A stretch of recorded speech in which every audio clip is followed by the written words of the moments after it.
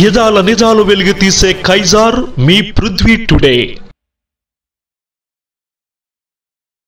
Doordarshan logo రంగును మార్చేశారు. ఆ లోగో రంగును ఎరుపు నుంచి ఆరెంజ్ రంగుకు మార్చారు. కాషాయ రంగులో ఉన్న ఆ లోగోపై వివాదం చెలరేగుతున్నది.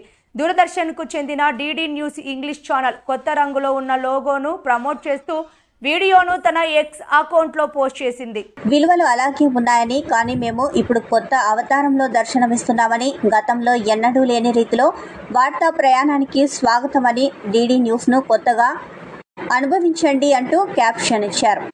లోగో రంగును మార్చడం పట్ల తృణమూల్ ఎంపీ జవహర్ సిర్చర్ విమర్శలు చేశారు.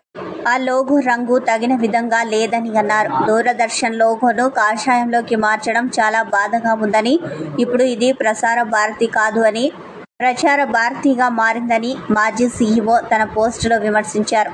గతంలో ప్రసార భారతి సీఈఓగా సిర్చర్ బాధ్యతలు నిర్వర్తించారు. 2012 నుంచి 2016 వరకు ఆయన డిడి ఆల్ ఇండియా రేడియోకు సీఈఓగా చేశారు. లోగోకు కొత్త రంగు వేయడం ప్రవర్తన నియమావళిని ఉల్లంఘించినట్లు అవుతుందని ఆరోపించారు.